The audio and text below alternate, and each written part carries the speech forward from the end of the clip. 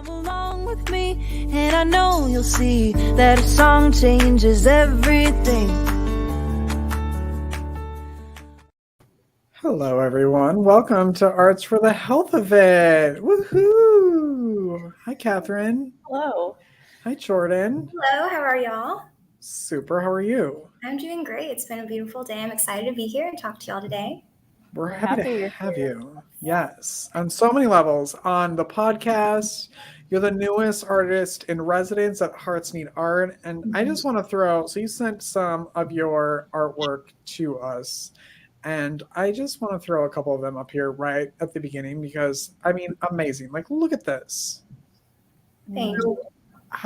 This looks like a photograph, which I'm guessing it is not. But, what is this? So what's happening here? Let me kind of explain a bit what's going on. So that is a digital drawing of my actual hand. I just kind of looked at a picture, and it's a realism style, kind of incorporating some surrealist imagery as well, kind of with the butterflies coming to the hand, and you're in like this cosmic space. It was to kind of illustrate just life as I knew it, which was having my palm wide open, and opportunities will come, go, people will come and go. And I kind of wanted to illustrate that feeling is you have to kind of leave your hand wide open. You can present yourself to the world, and what comes and lays on your palm, you can welcome it, or if it flies away, you say goodbye, you know. Wow. Yes, that's what I was going to say. For people that aren't watching, that's such a great description of it too. I feel like they'd be able to visualize what that piece looks like. Mm-hmm. Any other ones you wanted to show right off the bat? I mean, do you have a favorite in there? You can see them, right? Do you want to show one? You're talking to me. Oh, me. Okay. That's me. How about this one? Ooh, that's one of my favorite self-portraits. So I had not done a self-portrait since maybe I was in elementary school or middle school. I did like a cubism piece. This is my modern take. It's a digital drawing. I kind of incorporated some philosophical aspects as well. Something called kintsugi, which is a Japanese art form that just ties together broken pieces of pottery with a gold substance. And it's to illustrate the fact that we may be broken in places and pieces in our past, but you can actually be more valuable because of that. You've learned so much in the process. And that art form, that kintsugi, those pieces of pottery and become more valuable because of that gold substance intertwined. So I wanted to put that to myself because at 24 years old, I have been through some things. I know I have a lot more to experience ahead of me, but I have learned from many of the valleys of my life that we can put the broken pieces back together and rise again. That's beautiful. Thank you.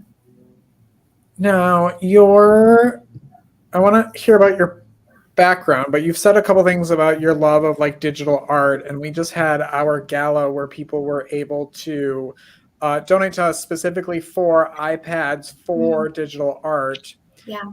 So we're excited that you're going to be joining us in the hospital and working with patients with digital art. Can you I guess we'll start with like your background and how you fell in love with art and why.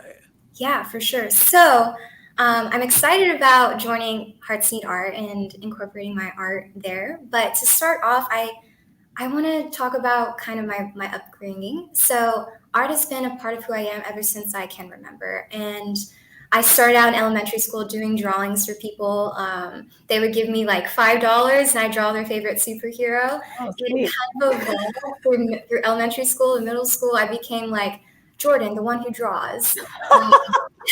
And I believe it was a superlative as well, like runner up, like the most artistic. I was like, people know my name. I was surprised. I was very much, I think, introverted growing up because, I was just the artsy kid, and so I kind of kept to myself, did my drawings, and people knew me that way. But art has been a way I've been connecting with people since I was younger. For example, my grandmother, she had a lot of instances where she was staying in the hospital for periods of time. And when I was young, I would create like motivational posters and drawings for her hospital stay. And that, she told me that really like got her through those moments that were really difficult. And I've just found myself in the realm of bringing art into the medical field. Like I would do murals for an orthodontic office all through college. I would do like little cards sending to the hospital for patients and their stay there, especially during COVID when, isolation was big and, quarantine was happening and patients' families couldn't see them. So we could send a letter and a custom drawing and text to them, and that I got feedback that was so really impacting. And it's just been something I've found engaging with has been really meaningful for me, and not just doing it in the healthcare setting, but also just for the community. So I'm an artist here in San Antonio, Texas, and I do commissions for people who reach out to me who are interested in maybe bringing an idea to life. And for me, it's something I can connect to people with, that which is lasting. That piece of artwork will stay with them. That feeling that's invoked will be there when they look at it. And for me, it's something I can be able to connect with people really well. And so I think art has just been a part of who I am for ever since I can remember. But I have just different parts of who I am too as well. So I went to college to get my medical humanities degree, which intertwines kind of looking at health in a holistic way through an interdisciplinary lens. And I found that art is just really integral to, tending to ourselves as a whole being, or not just looking at the biological components that are putting our body at disequilibrium, but the psychological, social areas of our life are just as important. And art is a way to tend to that. And so that's kind of how I got involved and found Heartseed Art. And I'm really excited to bring my take on art into the healthcare field again. Wow. I think there were most of those words I didn't even know what they were. But what are you most excited about doing when, like, in the hospital? What are you most excited about? You said that, people come to you and commission you for things. And in this environment that you'll be in the hospital, you're sort of doing cold calls and knocking on doors. I always call it's like a game show. Like, you don't know what's behind door number one, and it could be anything. So what are you excited about? Or are there nerves? Maybe there are nerves, or how are you feeling about it? I am a little nervous, kind of, putting yourself out there a little bit more. Is you can hear a lot of no's. I'm kind of expecting that, especially in an environment where art may not be welcome. It could be someone's in a very vulnerable state and they may not want to engage with art, and that's okay. But I think I'm most excited to give people the opportunity, because art, I just think it's an opportunity for us to kind of soothe the body, soothe the mind, and I want to give people that ability and that space to say, yeah, maybe today I'll do some painting, or maybe today I'll watch you do some painting. I think you can even get the physiological effects of art from even just watching. So I just think I'm really excited to give people that space to say, yeah, maybe art can help me today. And if not, I'm okay with that as well.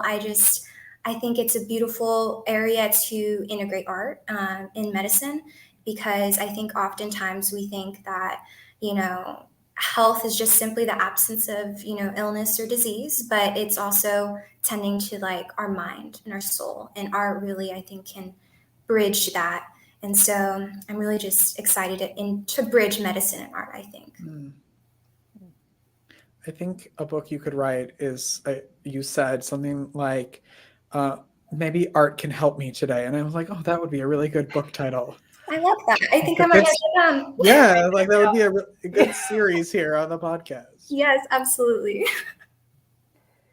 Do you feel like that time with your, one of the first things you mentioned, arts and health wise, was that time you spent with your grandmother? Do you feel like that was kind of the catalyst for making that connection? I guess, I know for me, I feel like it's such meaningful work when you can provide art in a healthcare environment.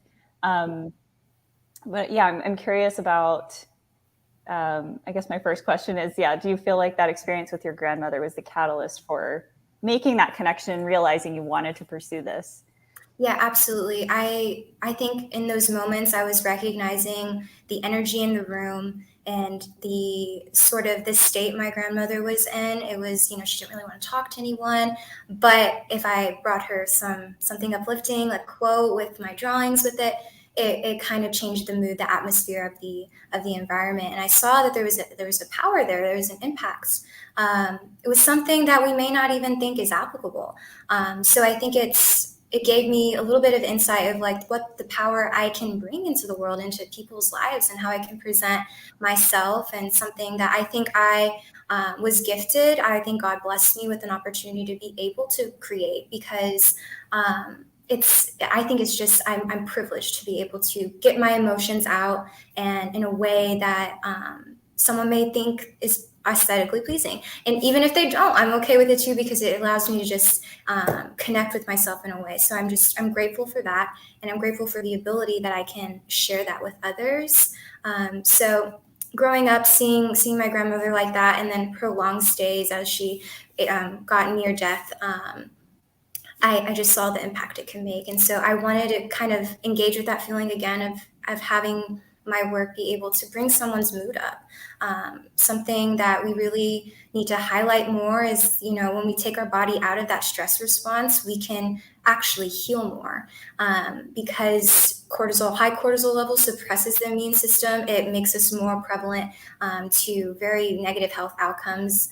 And also loneliness is present in those hospital stays and in hospice and those rehabilitation centers. So being able to kind of mitigate that, I think, is really powerful. And so it's basically something I knew I wanted to engage with as I continued my life, because this was just a similar theme that was revolving since I was young into my early teens and my early adulthood. And I knew this was a path I needed to take. So that's why I kind of sought out another avenue to be able to do that. I can't do that with my grandmother anymore, unfortunately, but I can do that for someone else, someone's mom, someone's grandmother.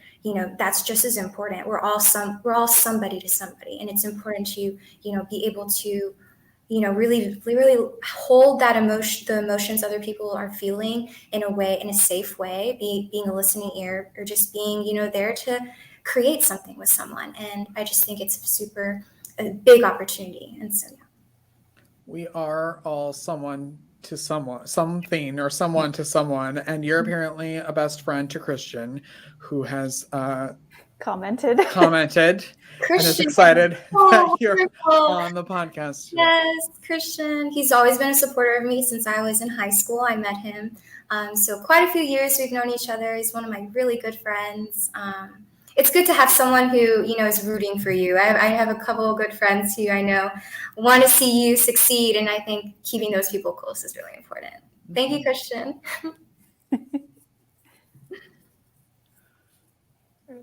What do you do for yourself? If you're creating all the time, do you create every day, or what's your schedule? And what do you do for yourself? Because I know you do a lot for other people.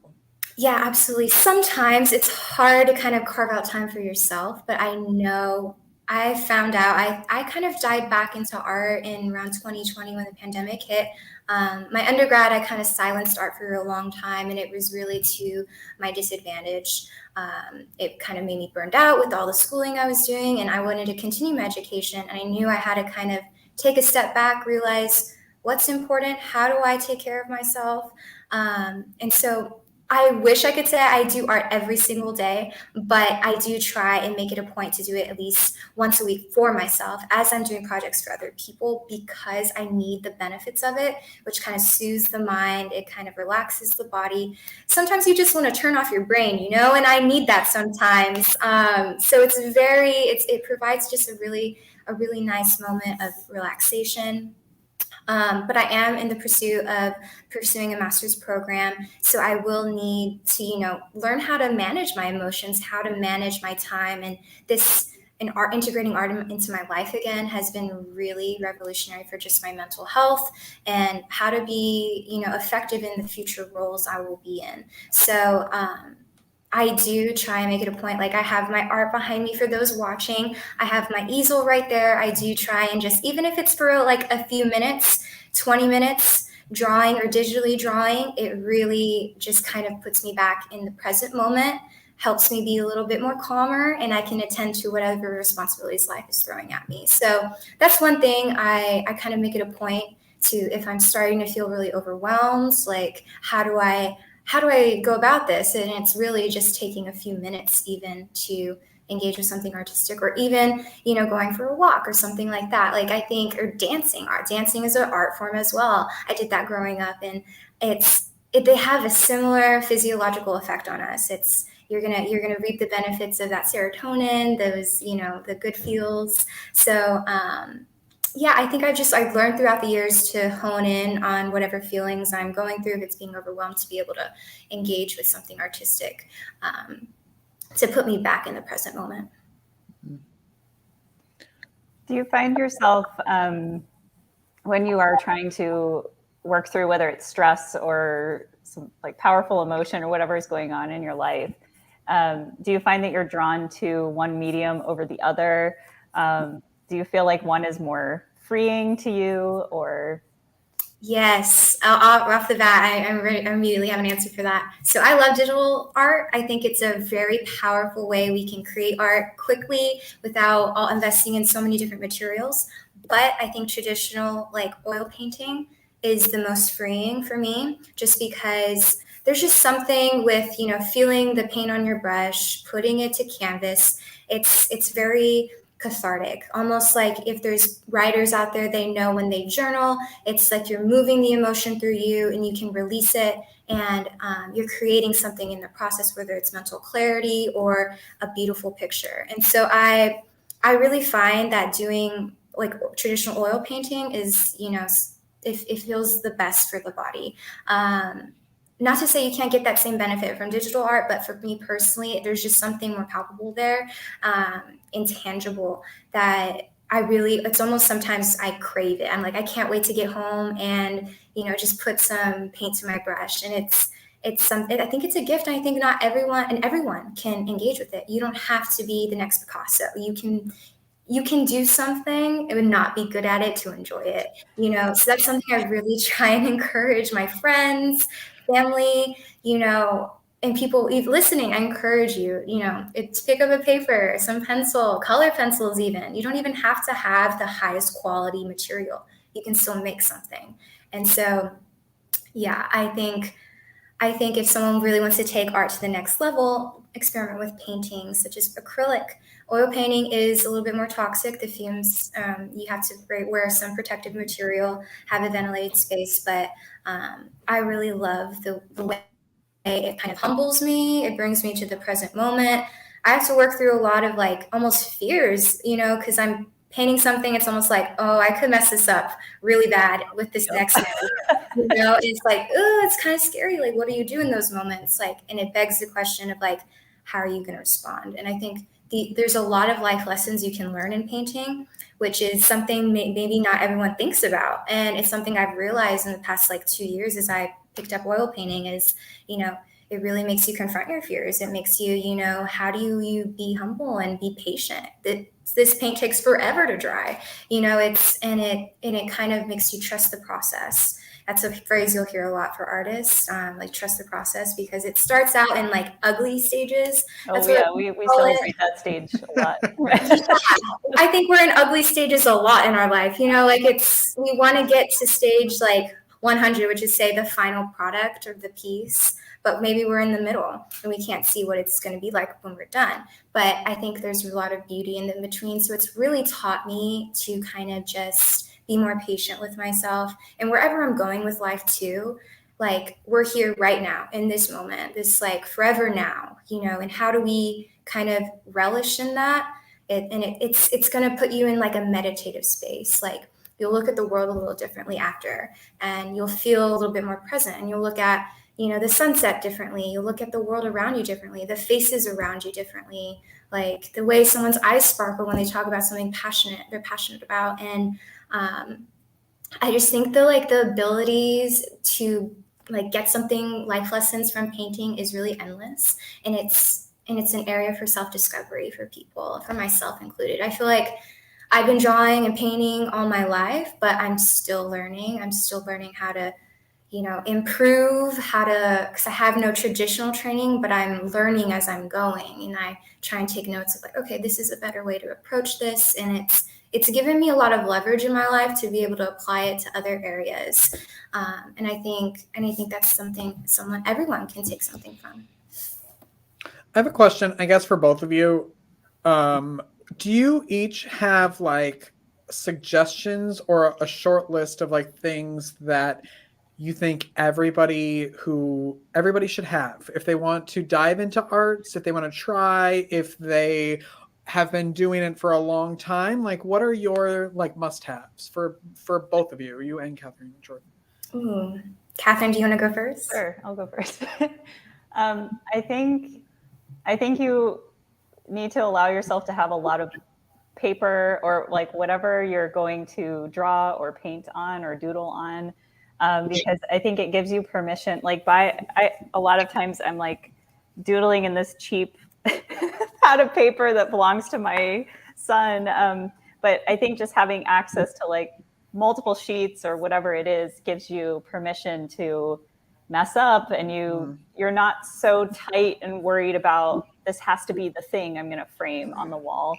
And I think it's picking the medium that is, I think in the beginning, like pick one that's not so intimidating to you. So it might be like, I always have these markers around. It might be a ballpoint pen, or like it could be brushes and oil paint. But I think it's picking the medium that just doesn't cause so much stress in the initial phase. So you're not giving yourself another barrier to get over. That's why I like erasable pens.